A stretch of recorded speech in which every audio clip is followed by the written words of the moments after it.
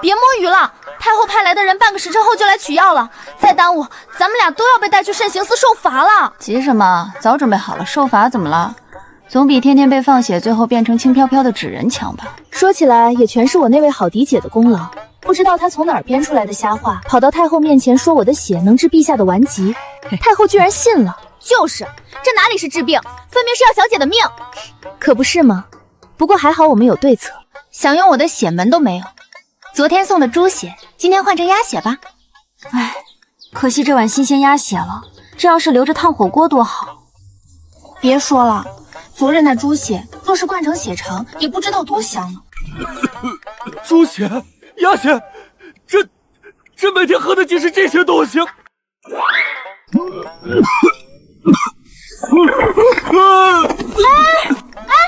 你这小太监怎么这么不小心？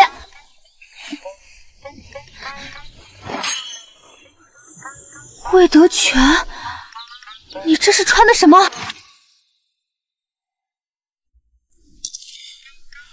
不就是吃个烤乳猪吗？至于这么隆重，把皇上御赐的黄马褂都穿到里面来了吗？小姐，这德全对吃的也太有仪式感了，有品味，但这品味是不是用错地方了？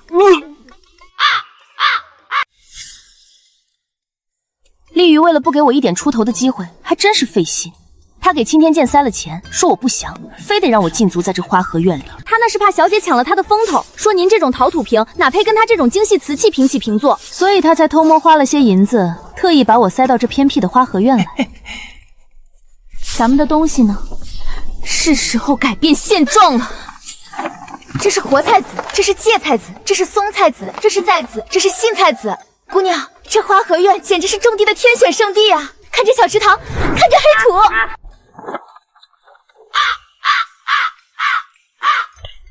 李青，一点银两都没带啊！不是小姐您说的要带些能保命的东西吗？这些不都是咱在后园保命的宝贝吗？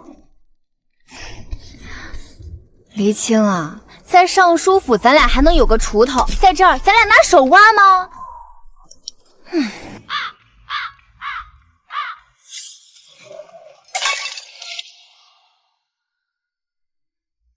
还是小姐聪明。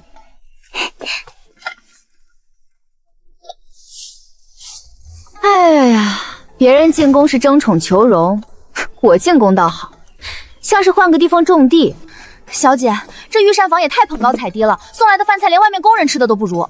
由他们去吧，咱们有这些种子，饿不死。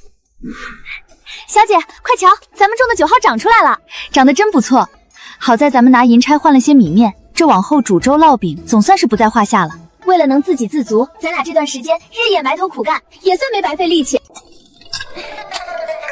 老天发饭了！小姐是个小太监，不过晕死过去了，唉，可惜了。小姐，这人怎么不醒呢？估计是饿的吧，把咱俩晚上剩的饭给他灌着。好嘞。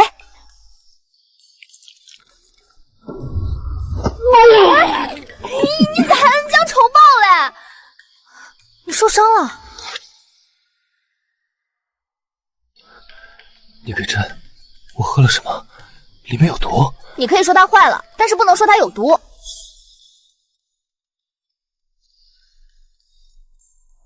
瞧瞧，这是你吐出来的，是你中毒了。多亏我这碗坏了的面汤催你把毒吐出来了，好吧？难怪当时没能躲过那支箭。多谢贵人救命。答应。行。我说，我现在的位分还没到贵人呢，我只是个答应。哦。你叫什么？怎么受的伤？为何来我这儿？可有别人看见？奴才叫魏德全，因前2日得了伤，他们这才下了狠手。奴才是情急之下随意翻的墙，绝对无人瞧见。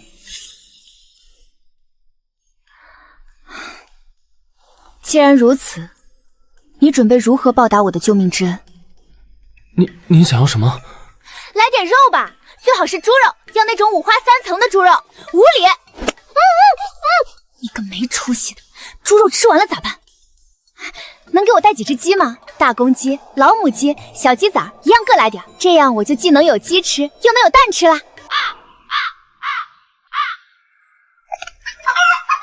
小姐，咱们吃叫花鸡，正好去池塘里摘几片荷叶包上。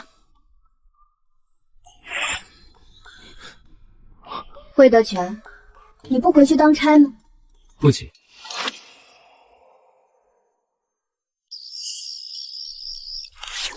魏德全，你刚才说不急，可没说要留下来吃鸡啊。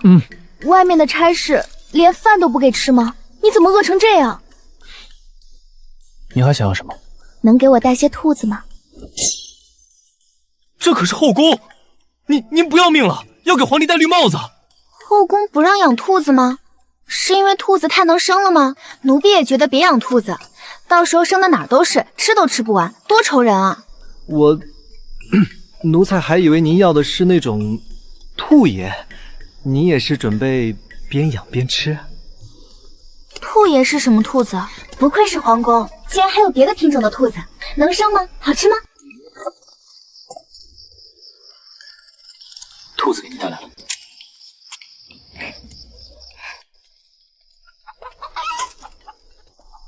既然来了，就别干站着了，帮着搭把手。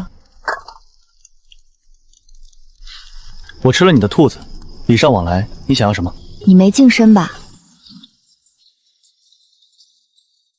你是后晋升的吧？在哪个宫里当差？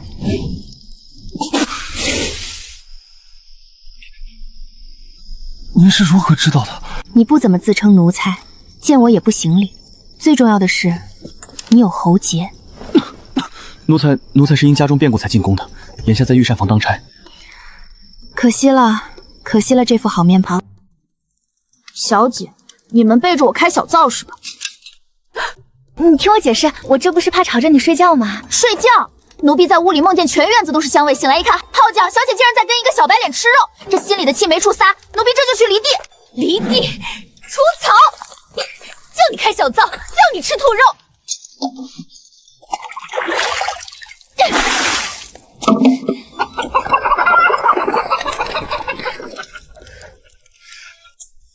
德全，我怎么觉得这地比往常离得还深3分？离青姑娘体力当真惊人。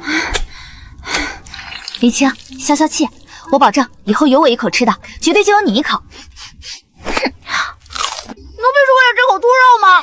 是，你最忠心了。奴婢是气小姐为了德全，竟然抛弃了奴婢，她一个御膳房跑腿的，能有奴婢立刻立作吗？能有奴婢立三不是吗？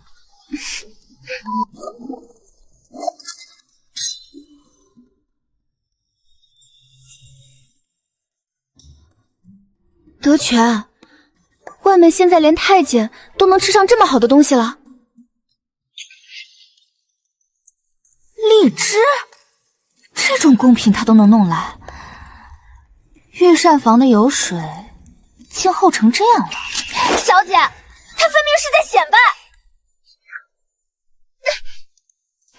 奴婢今晚就翻墙出去，奴婢再干一份活，哪怕去御花园挑大粪，也要给小姐争利支持，绝不能让这小太监看扁了。黎青，使不得！外面禁中军3步一杠5步一哨的，太危险了。小姐，他能弄来荔枝，奴婢也行。奴婢不能让您跟着奴婢受委屈。听我说，你是我最亲的人，你要是出了事我怎么办？但是他一个外人没事啊。他皮糙肉厚，又在御膳房当差，路子野，有什么苦活累活危险的事儿都让他去顶着，咱俩就在这院里安安稳稳的吃现成的，多好。既然小主算计得这么清楚，今日是不打算让奴才吃饭了？哪能啊，饭都炖好了，来，快坐。小姐，干了一天活，您得补补。黎青，多吃点，你辛苦了。德全，瞧见没？小姐亲手给我的鸡腿，你有吗？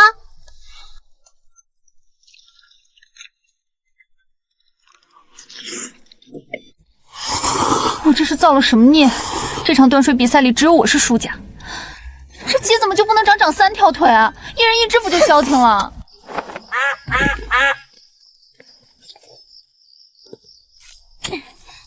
小姐，您瞧，奴婢捡的屎都比德全带的果子圆润，奴婢绝不能让他比下去。黎青跟德全现在陷入了一种诡异的平衡，德全是吃了鸡还了兔，啃了兔还了鸭，咬了鸭还了猪。那是为了表示奴婢更有用，奴婢犁了地浇了花，种了菜捡了屎。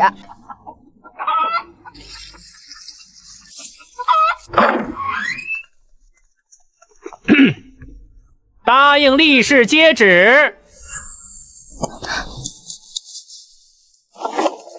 新帝龙体欠安，答应立之嫡姐向太后进言，称其妹天生体格康健，血脉异于常人。若每日取一碗血与陛下服用，定能固本培元。太后恩准，即日起每日戌时交一碗血入乾清宫。小姐，那个大小姐她是想要您的命啊！您的血又不能壮阳，要您的血做甚？她这是见不得我在冷宫过得滋润。怎么不让陛下去吃西洋伞啊？实在不行，多找几个太医扎几针，喝血算怎么回事？行了，别转了。他想要血，我给他便是。瞧瞧，我真是好康健的艺人啊！这血多鲜亮。小姐，您这招真损，不过我喜欢，得演像点。这太后也算是神人，隔三差五差人来取血，看着我这张白脸，竟丝毫不怀疑我还活着。小姐，咱们这陛下也算有口福。今天鸭血，明天猪血，后天羊血，那也得看我心情。偶尔赶上我吃素，就辛苦你把片菜根碾碎了兑水，那颜色跟真的没两样。魏德全，你来蹭饭就蹭呗，怎么还带人来啊？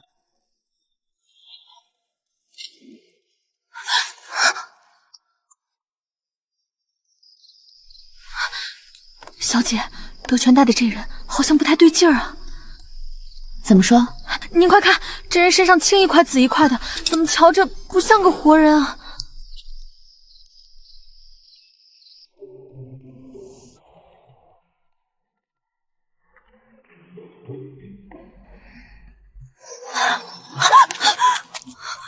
魏德全，你疯了？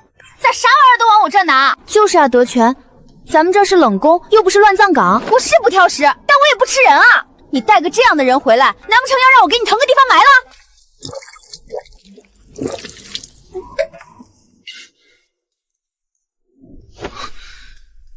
我记得小主会认毒，能不能帮帮忙？认下他中了什么毒？那是两码事儿。我上次能认出你中毒，是因为你吐了我一身，那味儿太冲，这整个的人在那儿挺着，连口气都没了，我怎么认？我又不是开膛破肚的仵作。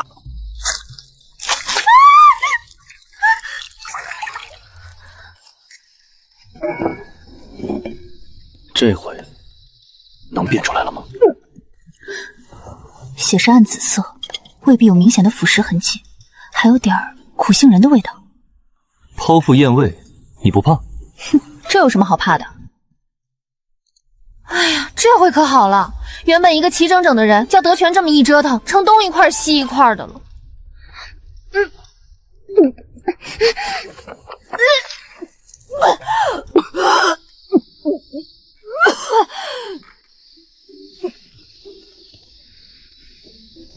多谢，最近宫里不太平，有人想让我死，看来今后这进嘴的东西都要万分小心了。你不问问这想要我命的人到底是谁吗？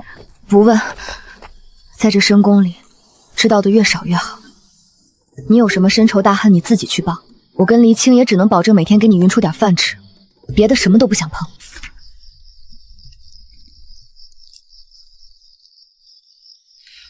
小姐，这院子里的资料都快被奴婢抓光了，您还没缓过来吗？小姐，您瞧瞧，德全这半个月跟着咱吃素，肉眼可见的饿瘦了一大圈。我无所谓，小主做的这烤饼比御膳房那些没味道的东西强出100倍。小姐，您别听他在那儿强撑，饼再好吃，它也是素的呀。小姐，真的不能再等了。您知道今早那只猪有多过分吗？他怎么你了？他真的很不尊重奴婢。奴婢去给他喂草料，他不仅不感激，竟然还对着奴婢大声咳嗽。他那是挑衅，是看不起咱们。在这院里，还没谁能不尊重你。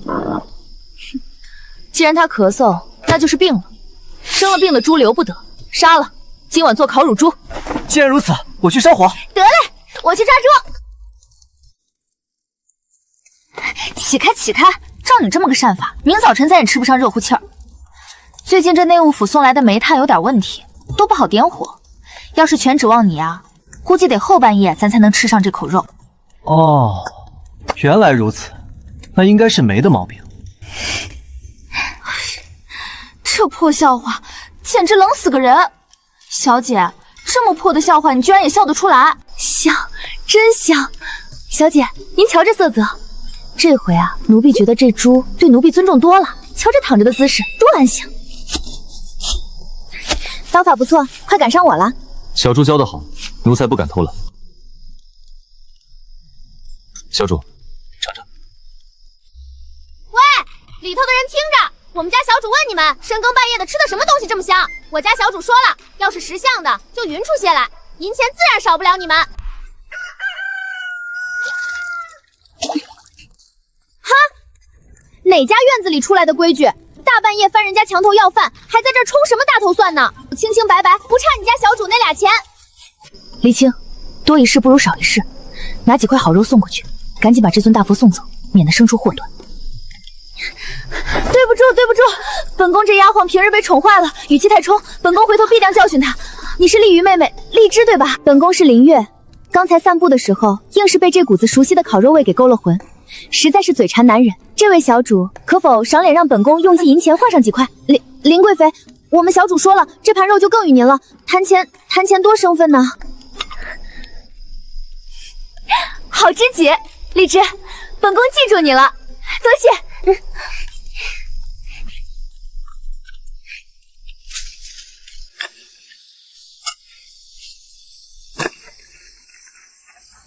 白桃，今儿有新鲜的蘸酱菜，吃不吃？吃啊，黎青姐姐，你手艺真好，我家小主昨儿还念叨你那口酱香味呢。白桃，你们宫里最近挺忙，怎么不见御膳房的人四处走动了？忙倒是不忙，就是陛下最近查的严。不过也怪，以前那个经常给咱们宫里送点心的俊俏公公，最近好像人间蒸发了，一次也没瞧见。您听见没？德全说他怕被林贵妃认出来，我看他这分明是做了什么亏心事儿。他那个理由，骗骗你还行。自打林贵妃来过那一遭，他白天就再没敢露过面。这心里要是没鬼，至于躲成这样？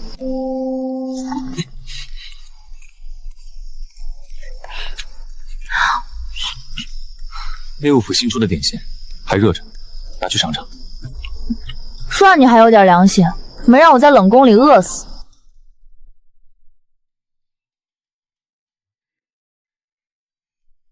那个手挺稳啊。拿稳了，别摔了。小姐，快看我捞到了什么！德全来了，正好。这刚出会堆的地瓜，吃不吃？德全说他吃。嚯！哎呦喂，这地瓜可真是刚从火堆里蹦出来的，烫死奴婢了！你，德全，不对劲儿啊！你今儿晚上怎么这么香？你熏香啦？也是，你们这帮当太监的最喜欢在身上熏点香，说是为了挡那股子。哎呀，孩子还小，管不住嘴，你别往心里去。不过这味道确实挺好闻的，德全你挺有品味的哈。什么熏香？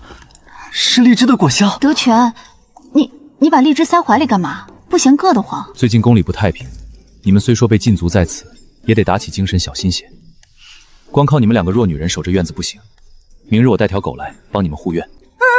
德全说的对，小姐，今儿下午奴婢趴在墙头跟白桃八卦了整整2个时辰，听了奴婢心惊肉跳的，说是现在外头后宫里早就兵荒马乱了，各宫的主子们都人人自危呢。兵荒马乱？怎么是有人要造反还是怎的？您绝对想不到，陛下给静妃和户部侍郎赐婚了。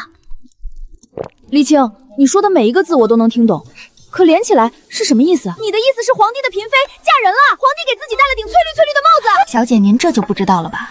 白桃说，陛下当年选了100多个朝臣之女进宫，也没翻过牌子，就是把她们娇养起来，专门为了不让朝臣之间互相联姻，防止世家联合。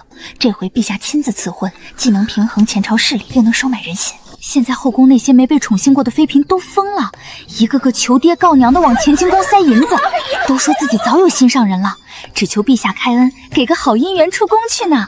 小姐，您瞧瞧人家静妃，如今都成郡主了，要不咱们也给陛下送点鸡鸭啥的，也给咱们求个好姻缘，早日离了这地方。求姻缘？你把陛下当成什么了？首先，陛下坐拥天下，他缺你这几只鸡鸭？礼轻情意重嘛。其次，你以为那些去求赐婚的真能如愿嫁给心上人？陛下多疑，他这么做是为了打散各大家族的势力，防着朝臣们结党营私。现在往前凑，无非是从一个火坑跳进另一个坑里，懂吗？可白桃说，陛下封了静妃为郡主，太后还亲自送驾，那场面风光无限，哪像火坑了？所以说，这小皇帝有点东西，打一巴掌给个甜枣，这叫恩威并施，既散了潜在的朋党，还赚了个爱护臣属的好名声。小姐，你说陛下这么聪明，跟咱们隔三差五的弄完血供养着有关系吗？是我现在是你的地瓜，闭嘴！那可是咱们精挑细选。离青刚才说什么血？血？什么血？德轩，你听差了。黎青说的是鞋，对，鞋。他说陛下这么聪明，跟穿我们送的鞋有关系。你们给陛下送鞋了？之前陛下寿辰，我虽说被禁足在这儿，但礼数不能废啊。那鞋可是我熬了几个通宵做的呢。奴才在御膳房也没见陛下穿过什么特别的鞋啊。不行，等明儿个我得去内务府好好瞧瞧。哎呀，那多麻烦！等下回陛下寿宴，我再送新鞋的时候，我先给你看一眼，不就多省事儿了吗？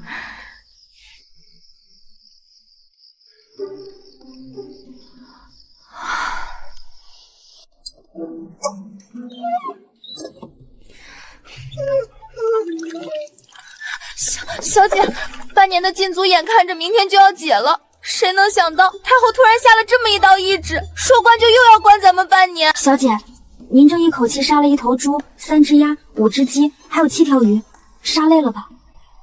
杀累了，要不咱进屋歇会儿，剩下的奴婢来收拾。歇什么歇？禁足半年，接着又是半年，我有的是时间歇，这辈子都能歇个够。快点儿，白桃，给本宫垫着脚，本宫倒要看看这院里在闹什么妖。荔枝，本宫在外面就听见你们这儿猪嚎鸡鸣的，大白天的，你们拆院子呢？杀人了！荔枝，你疯了！你弄这么多东西，完了！本宫不过是想来蹭口肉吃，难道本宫今日也得交代在这儿吗？死者快饶！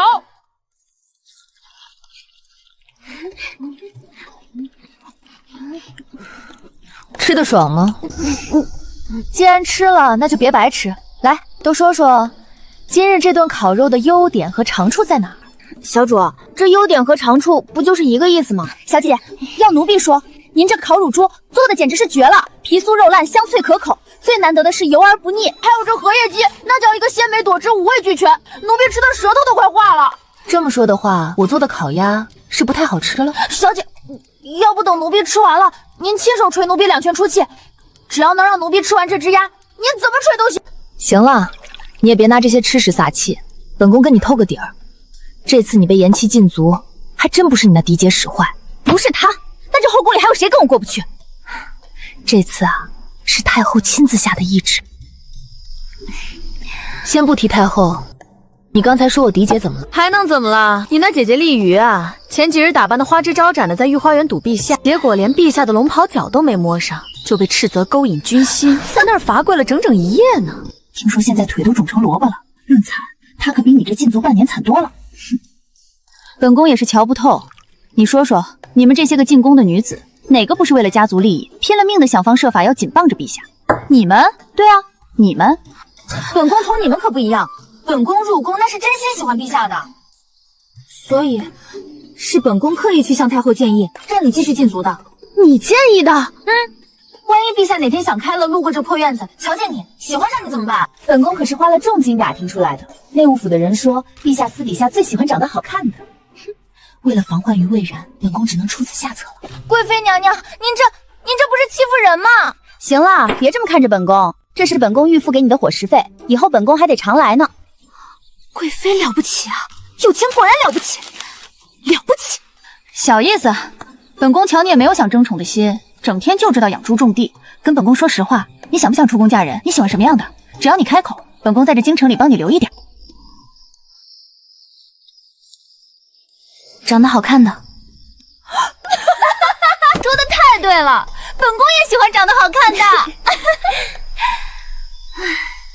这深宫里的日子本来就难熬，要是再不能天天对着张俊脸，那这辈子岂不是比苦瓜还难咽？不过你这花和院平时真没来过别人。本宫上次翻墙过来的时候，隐隐绰绰瞧见个背影，总觉得那身形有些眼熟。林贵妃，你那是馋晕了眼吧？你看我这院里的鸡鸭狗，哪一个你不眼熟？你上次瞧见的，指不准是哪只长得高大的公鸡窜过去了。行了，酒足饭饱，贵妃娘娘请带着您的猪鸭鸡鱼赶紧离开花和院，本宫要歇息了。干什么？能再带2个烤土豆吗？好荔枝，你最好了，本宫明儿再来。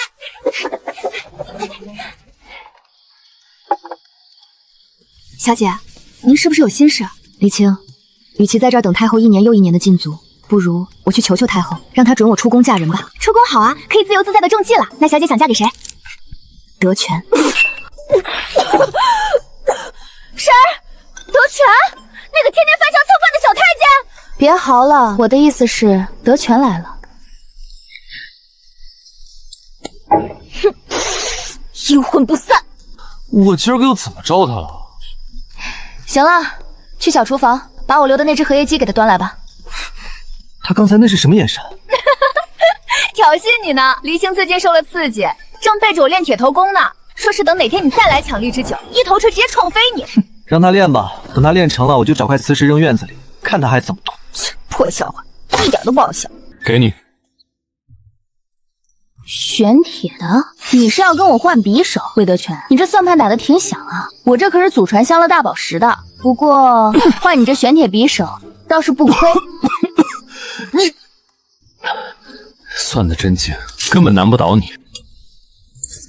喏，尝尝，这可是你上次带来的荔枝酿的酒。这衣裳是重新做了件，感觉比往日看着新了不少。你说这个，内务府最近不知是哪根筋搭错了，往我这儿送了好多名贵布匹。黎青瞧着那些料子眼馋，连夜给我赶了2件。你看礼裙都给改成了衬裤，蹲起跳跃一点都不碍事，以后锄地干活可方便了。你行，你先在这儿吃点点心，我得先去猪圈把那几头猪给刷了。刷猪？大半夜折腾他们干嘛？还能干嘛？今儿当着他们面杀了一头同类，那几只被吓破了胆，尿了一猪圈。不洗洗，我怕他们吓出毛病不长肉。别动！我去，你这衣裳是新做的，别给裙子弄脏了。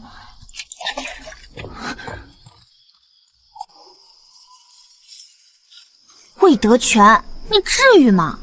我猪圈里的猪可是3天一刷，干净的很，根本就不臭。至于这么早就憋气，把脸都憋红成那样了吗？简直是赤裸裸的嫌弃！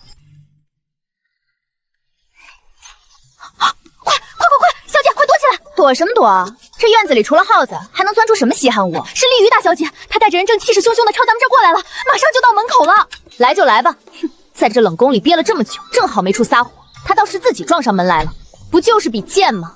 真当我在这儿种了半年地，就变成任人捏的软柿子了？剑法，小姐，您简直太厉害了！奴婢天天盯着您，您竟然还能在干活的时候偷偷练成了一套绝世剑法。剑法？对啊，您刚才不是说要让他感受您的剑法吗？对，一会儿你就站远点，看我操作就完事儿了。这剑法还用得着特意去学吗？看我本色出演就足够了。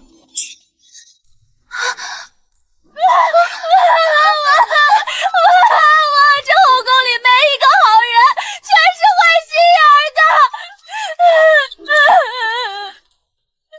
你这又是唱哪出？你是不知道，这个皇帝就是个坏人，不可理喻。他当众的我腿都要垮，我大小姐，您这变脸比翻书还快呢。所以呢，你踢开我的大门，就是为了跑我这儿来哭给皇帝看？你想说什么？今日是我生辰。生辰？我想吃面，想吃你亲手做的面。唉，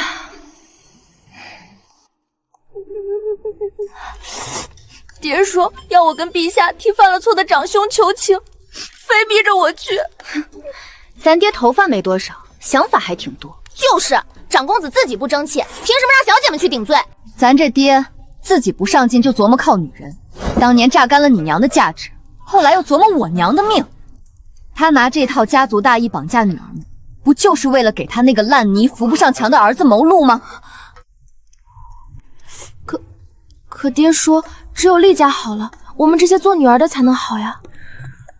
你弄反了，是我们好了，厉家才会好。要是我们都烂在宫里了，厉家就是再风光，跟咱们又有什么关系？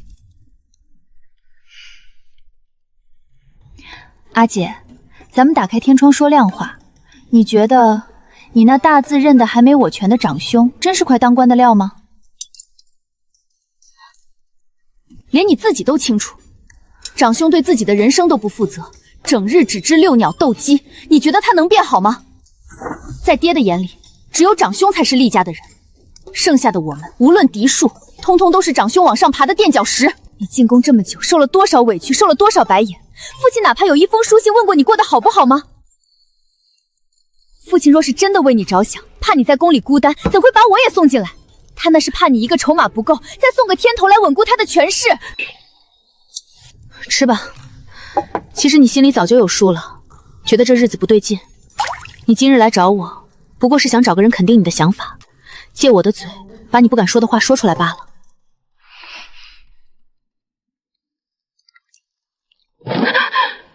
对啊，凭什么？凭什么长兄不努力上进，反而要让我这个做妹妹的在这深宫里用尽手段，甚至不要尊严的替他谋划？我觉得父亲说的对，厉家是该努力。既然长兄不行，我看父亲也正是该努力的好年纪。我这就去求陛下，把我赐婚给爹的那个对嫁，我与他割休，让他自己去努力个够。阿姐大意，这主意绝了！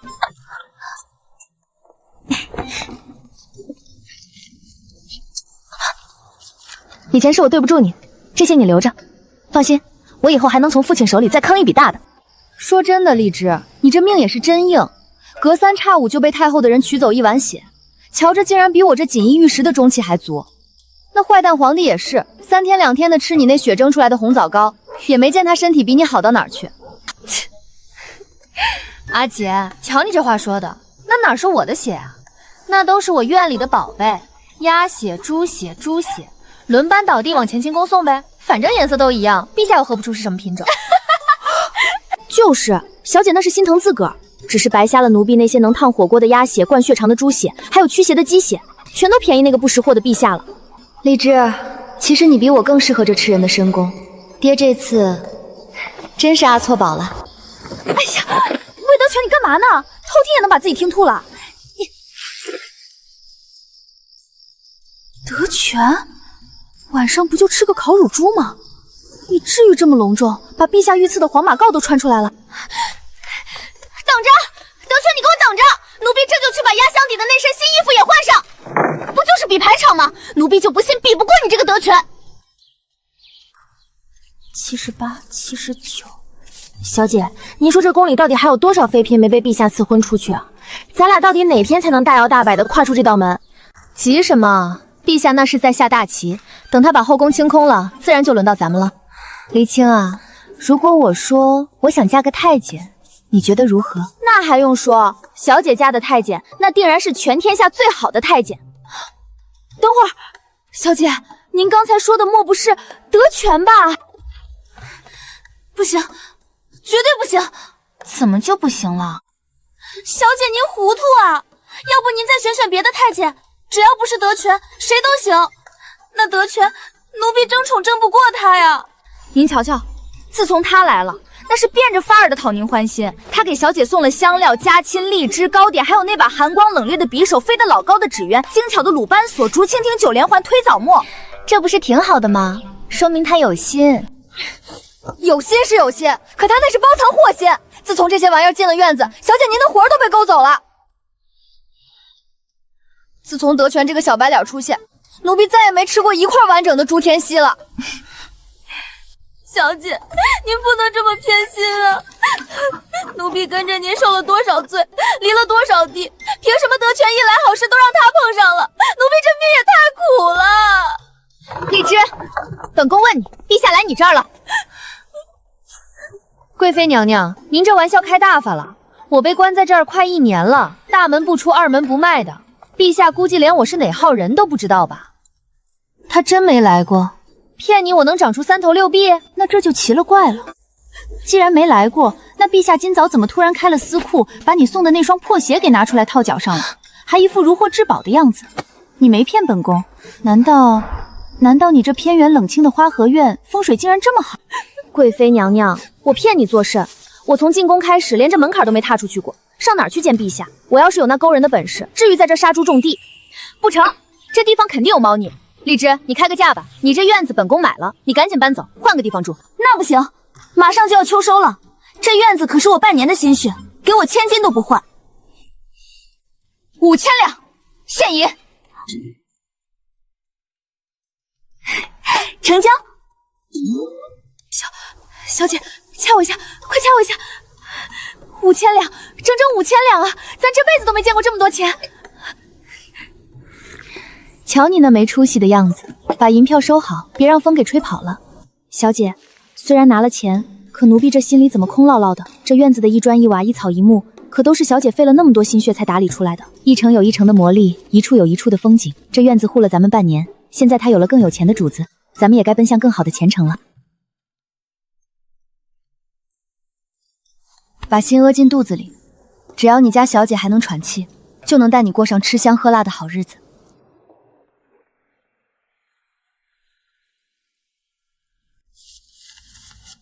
这2张银票我有大用，我准备拿着银钱去打点打点，想办法见陛下一面。见陛下？小姐您要争宠了？争什么宠？我是要去求陛下赐个婚，放咱们离宫，去外面过自由自在的日子。等出宫了，咱买房置地。我第一件事就是买头大黄牛回来，专门帮你犁地。小姐，那德全呢？他可是宫里的公公，咱们出宫他肯定出不去吧？放心吧，离了他，地照样种。以后再得了好肉，那脆生生的猪天鸡全是你的，没人跟你抢了。小姐，出宫后不用买牛了，费那钱干啥？我犁，我亲自犁。自由的犁地，自由的猪天鸡，我来啦！德全公公来了，快趁热喝口汤，今儿这汤炖的极鲜，您多喝点。他是不是在汤里下毒了？还是终于把那铁头功练成了，准备趁我喝汤的时候一头锤凿飞我？你想多了，林青今儿心情好，没工夫找你。德全，我在这儿住了半年，却还从未瞧过这院子全景长什么样。要是能爬上那高高的房顶瞧一眼就好了。奴才带你上去。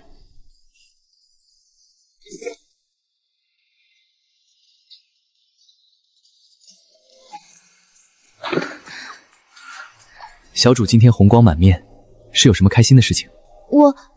我把这院子卖给林贵妃了。那奴才呢？小主要去哪儿？院里这些鸡鸭，你准备怎么办？魏德全，看，是流星，快闭上眼许愿，晚了就不灵了。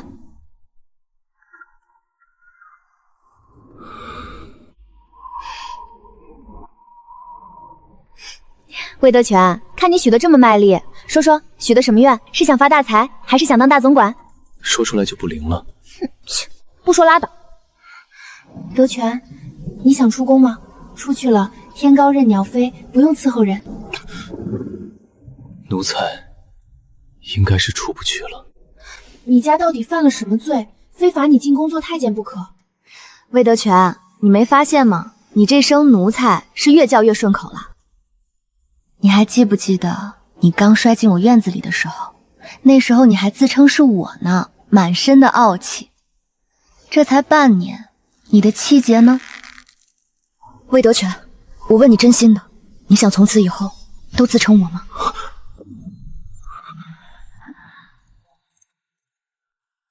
小主方才问奴才想不想从此自称我。等一下，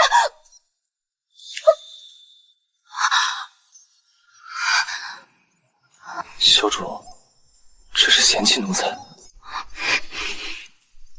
可小主以前连奴才啃过的烤地瓜都不嫌弃的呀。魏德全，你动动脑子，这不是嫌不嫌弃的事儿，主要是现在绝对不行。为何不行？这荒院无人，奴才只想要小主一个答案。魏德全，咱们得认清现实。我现在名义上是什么身份？这么说吧，我现在就算住进了冷宫，哪怕我在院子里天天杀猪，我也是皇帝的嫔妃。你是个太监，我是个答应，咱俩要是真在房顶上亲了，万一被巡逻的瞧见，那可是泼天的大祸。到时候咱俩可能连嘴都没亲上，就得被拉出去乱棍打。皇上那性子能容得下这个？到时候准得把咱们一个埋在西边，一个埋在东边，埋都不能在一块儿，你图什么呀？埋在西边，埋在东边，小主想的倒是长远。那当然，在这宫里混，不把以后的坑位想清楚，怎么活得久？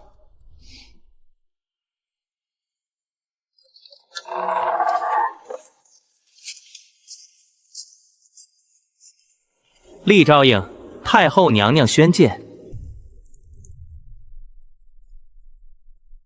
这宫中的妃嫔是越发少了，陛下近日也躲清静，不大往后宫来。行了，这安也请过了，你们也不必学着旁人的样子来哀家这儿偶遇陛下，扰了哀家的清静。退下吧。小姐，咱们快走吧，太后娘娘让咱们走呢。哦，你这丫头倒是胆大，还有话要对哀家说。臣女想求太后给臣女赐婚。赐婚？你那嫡姐丽瑜确实已被陛下指婚嫁给了吏部侍郎，那是因为她勾引不成反被逐。怎么，你觉得若是你留在宫中，会引起朝臣猜忌？正是，臣女位卑言轻，不想成为朝堂博弈的棋子，更不想再在这深宫内耗。哼，你倒是聪明，知道直接求到哀家这儿来。说说吧，你一个小小庶女，心气倒是不低，想要想让哀家全了你母家的体面。臣女不想嫁给什么大臣，臣女想嫁的是御膳房的太监。你说谁？太监？能放德全出宫，成全我俩这对苦命人，让臣女出宫过平凡日子。你要嫁个太监？你疯了？还是哀家听错了？朕不许你出宫嫁人，朕不许！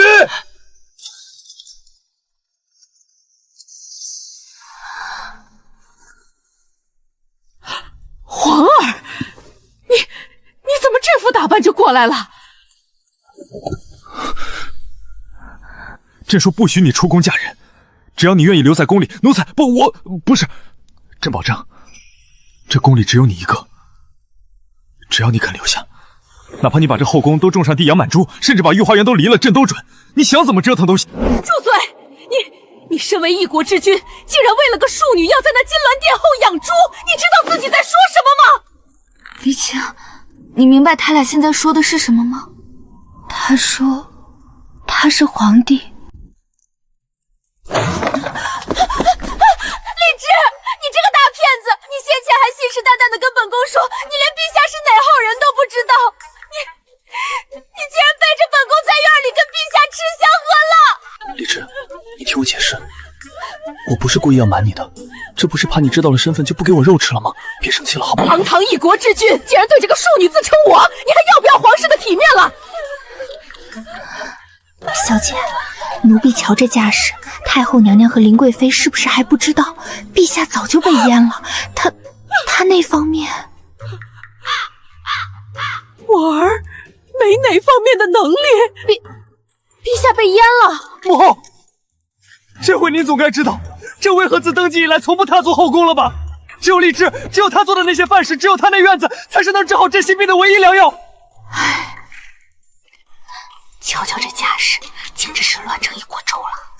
都什么时候了，你脑子里还琢磨着喝粥呢？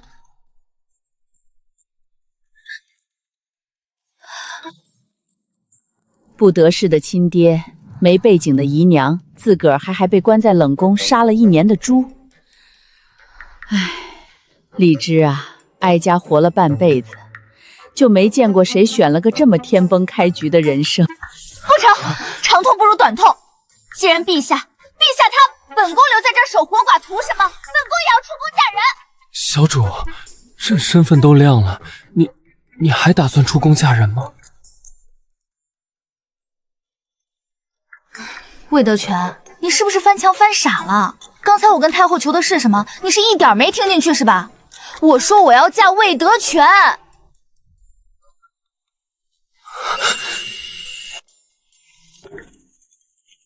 这些猪鸭鸡可都是本宫当初给了现银买下的，按照契约，这自然都是本宫的嫁妆，通通带走，一只毛都不留。至于剩下的钱，也不用退了，算本宫给你添的庄礼了。好知己，本宫得提醒你，男人如果威武不在，自尊心就强，脾气可能就会变得古怪。本宫瞧你也不是什么能受委屈的人，万一以后皇帝欺负你，你就尽管来将军府找我，本宫给你撑腰。成，我记下了。小姐，林贵妃就这么抱着鸡出宫追逐自由去了？您以前不是总说要带着奴婢也出宫去追逐自由吗？怎么最后兜兜转转，咱还是留在这宫里了？黎青啊，以前那是被迫留下，现在是主动坐庄。其实能自由地做出选择，这本身就是一种自由。去吧。拿着我的令牌，带着那队羽林军去把西边整片御花园的地都翻了。眼下正是种芥菜的好时候，半点不能耽误。以前咱得自己抡瓦片，现在奴婢明白了，以前咱这皇后的腰牌就能让大把的人替咱犁地，连买牛的钱都省了。要不咱歇会儿？怎么了？从卯时就开始折腾，非得把我塞进将军府备驾，从迎亲折腾到拜堂，从拜堂折腾到洞房，我是真熬不住了。朕知道，是朕觉得委屈了你。你本想出宫过安稳日子，最后却还是被朕拘在了这深宫里。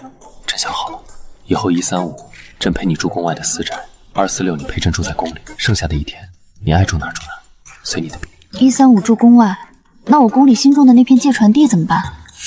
私下里你也别叫朕陛下了，听着身份，以前叫什么，以后还叫什么，叫朕德全也行。来，小主，奴才再给小主送送辛苦。老天爷，希望明天一早能让陛下彻底变成那个只管干活的德全吧。朕有时候会想，若不是当初那场阴差阳错的相遇，朕这辈子大概都会在那些虚伪的脂粉堆里。哎呀，这位公子，救命！小女子的脚扭伤了。岑金安，离远点，别让他的脂粉味冲了朕的鼻子。主子，自从您继位，这些朝臣们为了往后宫塞人，真是什么碰瓷的招数都试遍了。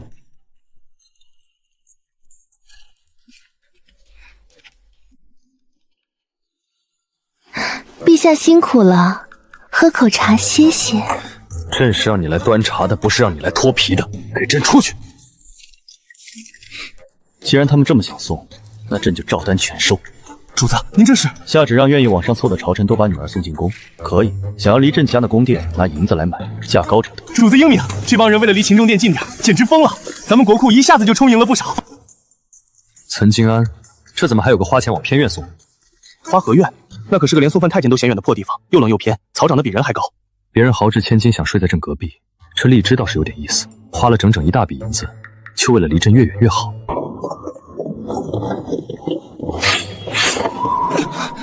他中了咱们的毒，撑不了多久了。跳梁小丑！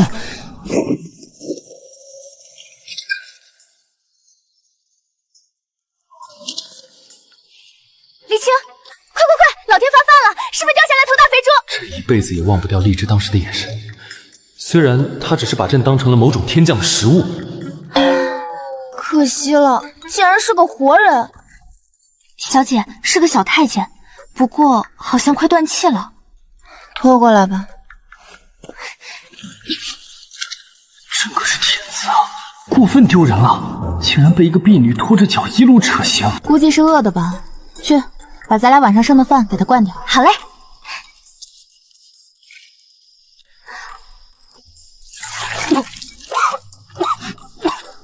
你给朕不给我喝了什么？里面有毒！你咋还恩将仇报嘞？是你中毒了，不过多亏我这碗坏了的面汤催你把毒吐出来了，好吧？朕不仅丢了人，还吃了别人的剩饭，而且还是坏掉的剩饭。既然你们救了我的命，说吧，你们想要什么报酬？能给我带几只鸡吗？大公鸡、草鸟每个来点，这样就既能有鸡吃，又能有蛋吃了。朕可是天子啊，天下有朕的。荔枝党真看不出朕气度非凡，绝非凡类吗？魏德全，你这天天翻墙进出，是因为家里犯了事被送进来阉了，所以心里惧憋着蛆，想找机会报仇吧？报仇？我懂，要不是受了天大的冤屈，谁能舍得这副好面皮跑进来当太监？你就待着吧，只要别牵连我就行。这人是替了我，帮我认下，他中的是什么毒？血是暗紫色，却连那安慰是谁都苦杏仁味，是氰化物。这丫头不仅有胆识，更难得的是有分寸。德全，你别这么瞧我家小姐，她这人就是心善，就算是头猪中毒倒在门口，她也会帮忙瞧瞧能不能救活，更何况是你带回来的人。猪，朕在她眼里到底是多能跟猪平起平坐？李青，你家小主这手弄猪种地的本事，真不像个尚书府的大小姐，倒像是个练家子。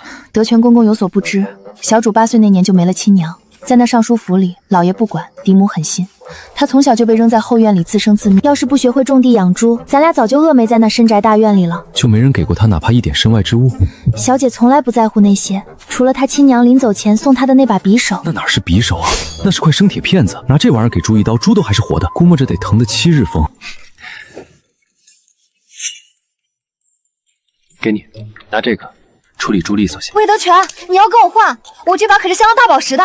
换，我这把是压箱底的宝贝，只要你喜欢。魏德全，你瞧瞧，天底下竟然有如此快的匕首！以前我拿那把破刀干活，简直是受罪。天知道以前我受的都是什么罪啊！合着你这么喜欢这把干活款，不是因为它是我送的？不然呢？这种神兵利器，干活能省1半力气，谁不喜欢？岑静安，朕怎么觉得朕的一腔深情，还不如一头猪在荔枝心里住？陛下，您这是吃猪的醋了？去，给朕找最好的纸，朕要连夜给他扎个纸鸢。陛下，您这都连着几个通宵没合眼了，就为了扎这几个哄孩子的小玩意儿？您瞧瞧这满地的纸鸢9连环。陛下，您这哪是批奏折啊？您这是动了春心了。胡说！朕就是瞧他在花河院种地杀猪太辛苦，朕就是心疼他。陛下喜欢一个人，不就是从心疼他开始的吗？朕贵为天子，却天天翻墙去知他的身份，你说朕喜欢他？不过陛下，恕老奴多嘴，您还是得小心些，千万别陷得太深。那厉达意终究是朝臣之女，万一……嘘，朕的事，朕自有定夺。小姐，这块猪天旗归奴婢了，奴婢捡了1天猪屎，得补补。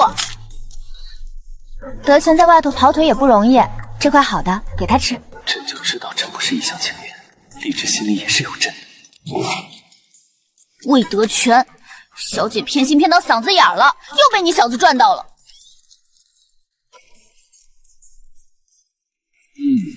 真香，朕开心，朕不说。快了，等朕把这最后几个朝臣之女送出宫，妥善安排完后宫这些事宜，朕就去花河院坦白一切，迎她做朕的皇后。陛下圣明，到那时娘娘想在哪儿种地就在那种地。昨晚朕去见她，两人在月下差点就亲上了，朕得早些谋划，给她这天下最显赫的体。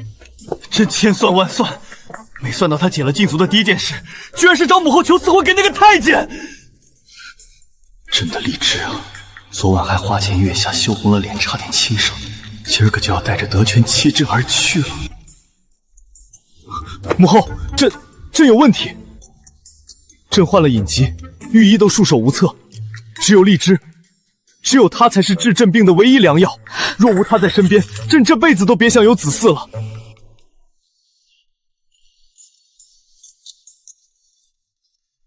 哎呀，我的小祖宗，你这肚子都鼓包了，怎么还在这蹲着？快扶皇后回宫歇着。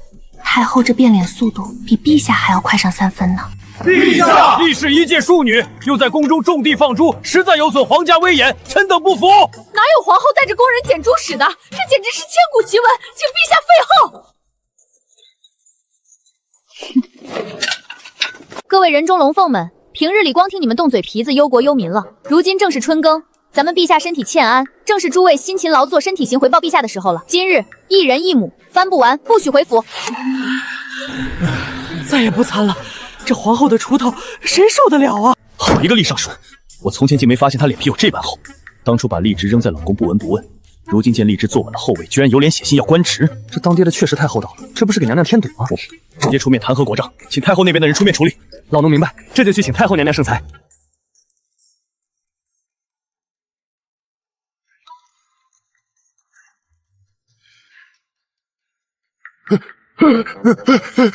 太后娘娘，不知娘娘驾到，老臣有失远迎。远迎？哀家看你是想远走高飞吧？厉伯仁，你还真敢想啊！当初荔枝在偏院吃猪草的时候，你在哪儿？如今想拿女儿的恩宠给你那儿子铺路，哀家今日来就是来帮你分家的，把荔枝名下的产业通通拿出来。从今日起，荔枝与你这卖女求荣的厉家再无瓜葛。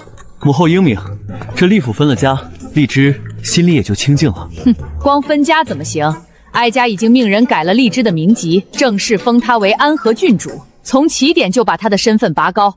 看谁还敢拿她庶女身份说事。哀家这是吃人嘴软。当初荔枝送来那些鸭血猪血虽然是骗局，但他那院子里的美食确实对哀家胃口。再说，这也是为了哀家的皇孙，毕竟哀家养了20多年的亲儿子，连自己娘都骗，哀家只能等新孙子生下来重新养了。行了，别在这杵着了，快去帮荔枝刷猪吧。荔枝有孕，握口怪得很，就愿意闻那刚洗完的小猪身上的味道。你晚上动作快点，多刷2头。朕堂堂天子，白天批做章，晚上刷肥猪，德全，动作快点，这头洗的不够白，味道不对。是，小主，奴才这就加把劲儿。岑金安，你瞧瞧这猪，朕伺候他比伺候母后还尽心，他倒好，还跟朕较劲。万岁爷，太医说了，这几头猪被您刷得太狠，受浆过度，现在都开始烧心烧肺了。再这么洗下去，臣怕他们撑不到长肉。朕这天子当的，前无古人后无来者，居然把猪刷的要喝药。黎青，劲儿再大点，没吃饭吗？小姐放心，等奴婢练成了，这一头锤下去，准能把碍事的人锤飞。荔枝，你这又是唱哪出？不是说心疼朕，不让朕去刷猪了吗？怎么改练上铁头功了？魏德全，你刷了半个月，身上怎么还是没那股白白的小猪洗干净后的奶香？就是德全，你这效率也太低了。小姐现在怀着孕，就想闻那口清新味儿，你倒好，身上全是这御书房的墨汁味儿。所以我跟黎青商量好了，等我俩这铁头功练成了，若你还没那味道，就2头锤直接来锤你，换个听话的来。一腔热血，终究是败给了几头猪。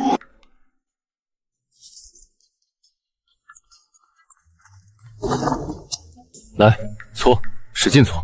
魏德全，你干嘛？你不是嫌朕身上没那小猪味吗？朕想通了，朕跟那几头猪较什么劲？你要白嫩，朕也行；你要奶香，朕明儿就泡牛奶浴。只要别让黎青那铁头功往朕身上招呼，今晚你想怎么搓，朕都依你。堂堂陛下竟然跟猪争宠，在这坤宁宫，朕只认你这一个主子。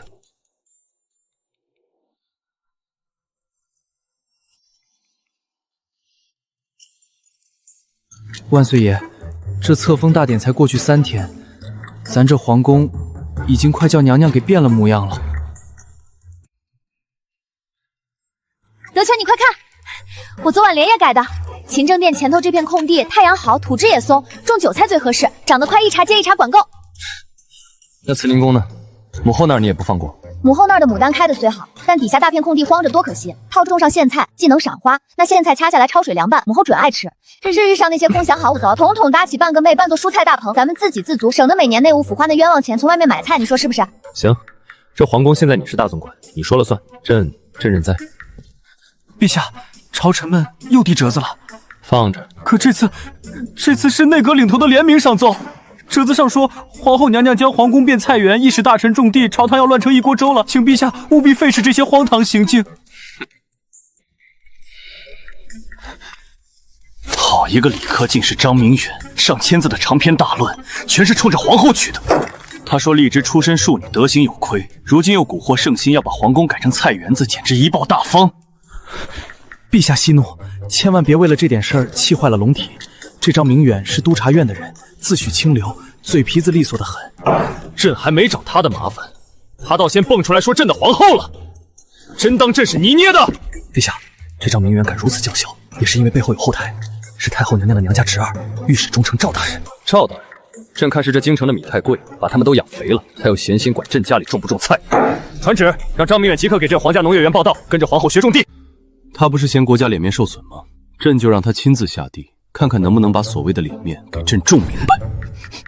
陛下，这已经是您第2次让他下地干活了，他现在都还在喊累。温故而知新。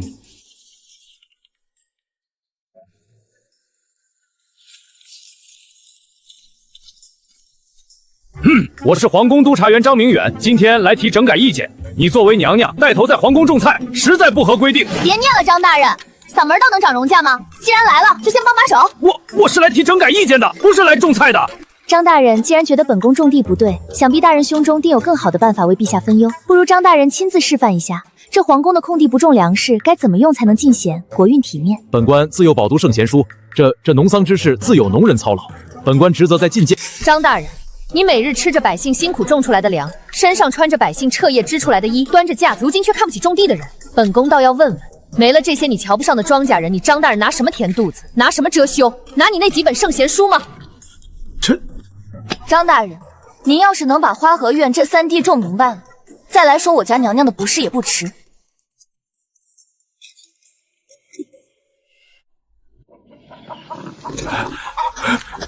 瞧见没？这张大人是自己走出来的。大人，明儿还来吗？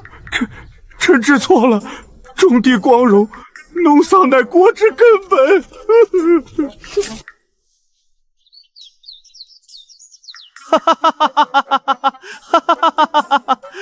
张明远这身硬骨头，居然也有在大太阳底下离地的一天。回陛下，张大人走的时候，那腰弯的个虾米似的，嘴里还念叨着种地光荣呢。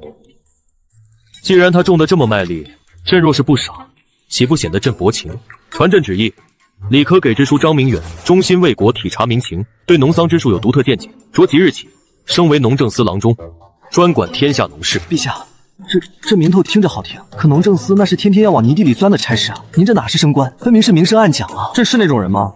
朕是真心实意觉得他在花河园刨地的姿势很有天赋，这种人才搁在李科简直是屈才了。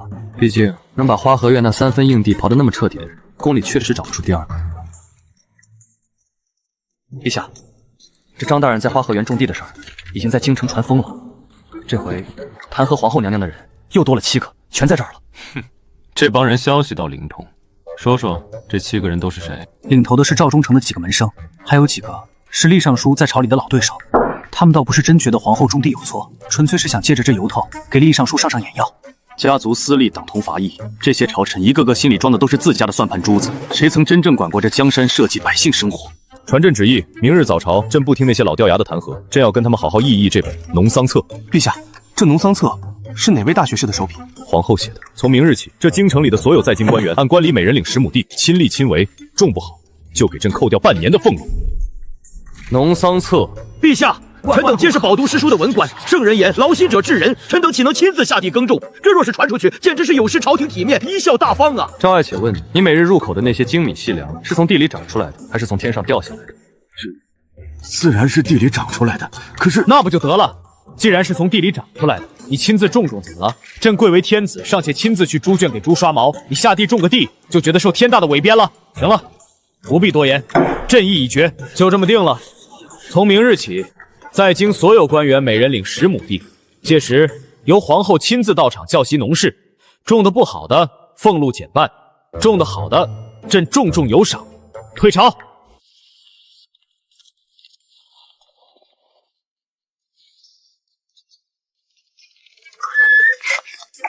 你慢点，你这还挺着肚子呢，怎么还跑？走路太慢了。陛下，你今早朝上那农桑册的样子，简直绝了！我正愁着新开的几百亩荒地没人帮我开荒呢。合着你写这册子是把朕的满朝文武都当成你的免费长工使唤了？那叫合理利用嘛。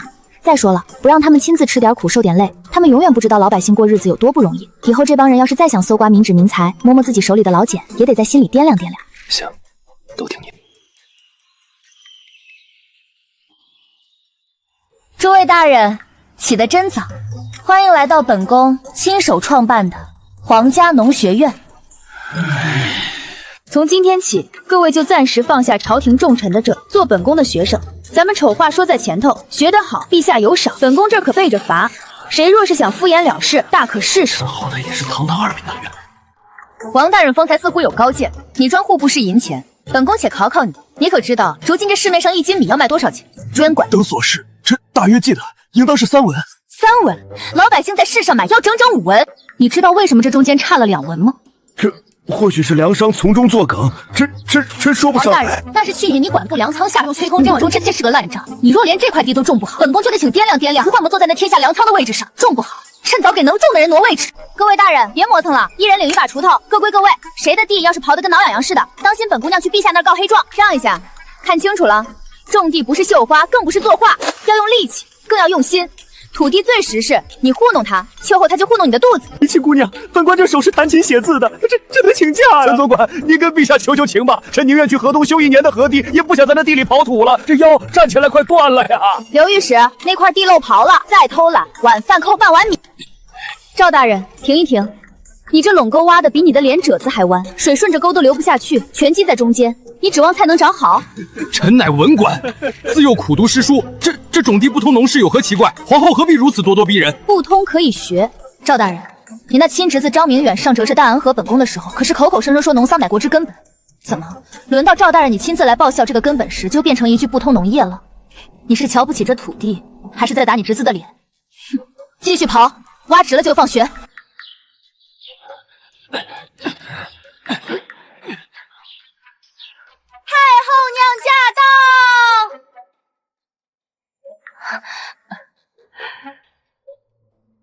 好，种得好，诸位大人辛苦了。哀家年轻没进宫时，也是在乡下种过地的，知道这面朝黄土背朝天的辛苦。诸位大人如今能放下金尊玉贵的身段，亲身体验百姓疾苦，这才是朝廷之福，社稷之幸啊！不敢。哟，侄儿啊，你在这儿躲什么？你这垄沟确实挖歪了，水都流偏了，要不要让哀家亲自动手教教你怎么使这锄头？臣不敢，臣知错了，臣定会重挖。知道错了就好。赵青，你要记住，你平日里锦衣玉食吃的每一粒米，那都是老百姓汗珠子摔八瓣换来的。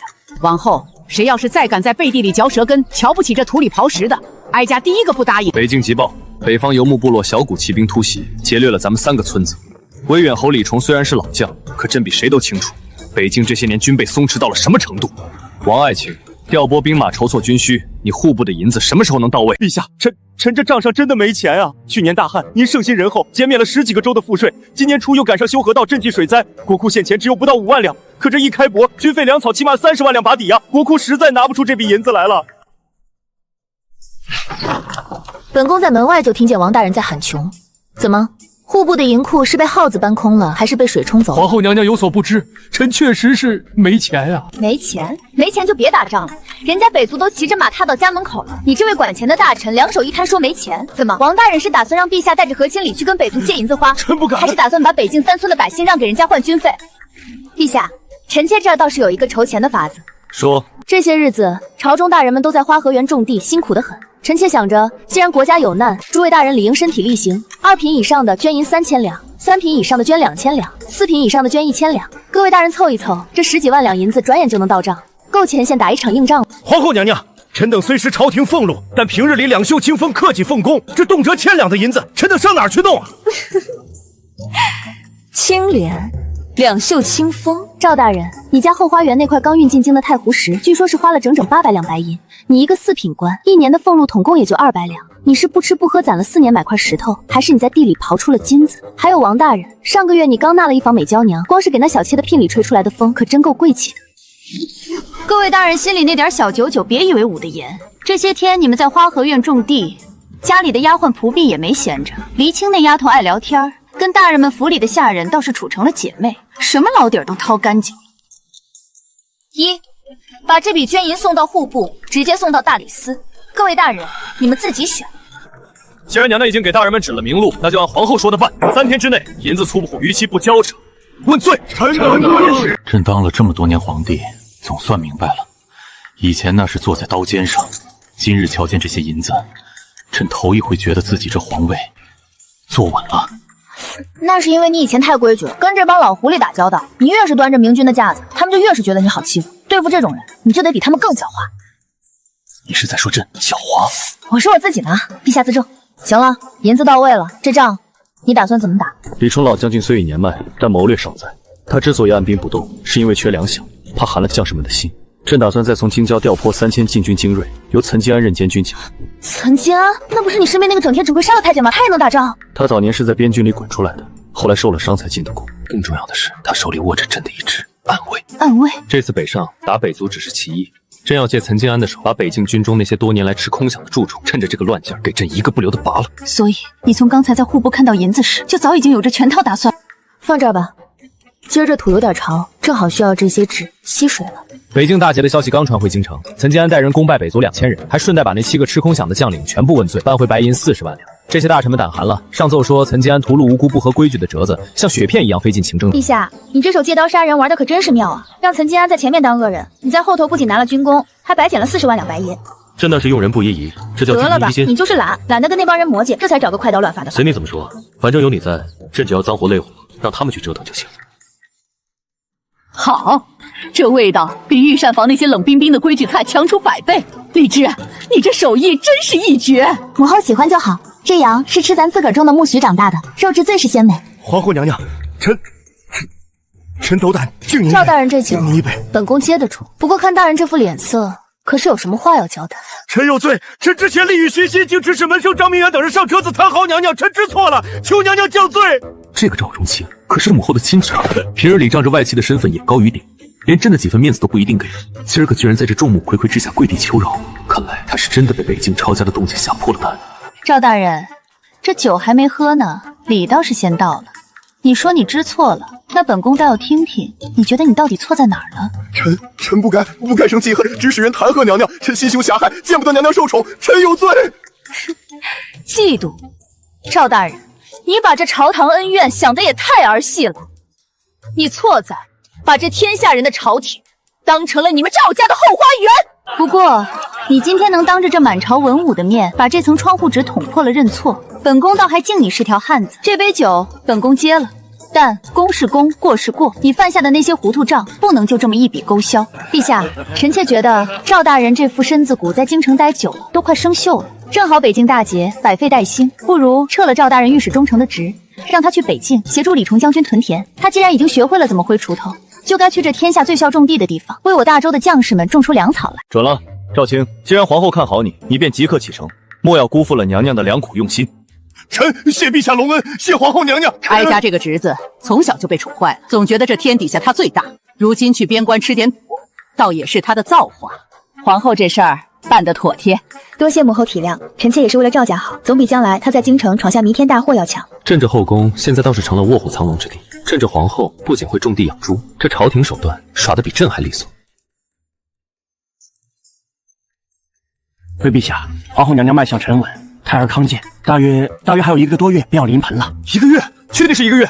稳铺扎好了吗？参汤备下了吗？万一提前发动了怎么办？德全，你快坐下吧。从早朝回来你就围着我转，转得我头都晕了。你瞧瞧你，一个大男人，怎么比我这要生的还紧张？这能不紧张吗？这是第一次当爹。那巧了，我都没你这么多废话。行了，去忙你守着我。你瞧，连后院那几头猪都刷得少了，去刷你的猪。再不走，我这红叔可就不客气了。朕这是关心你。陛下，您还是听小姐的，赶紧走吧。小姐说了，您在这喘气大声，她反而紧张的睡不着觉。朕这就走。陛下，怎么了？是不是肚子不舒服？还是想吃哪家的糕点？朕这就去办。谢谢你。谢朕什么？谢谢你，没嫌弃我是个只知道种地的庶女。傻话，朕就是个天天翻墙刷猪的太监，咱们俩半斤八两，刚好凑一对。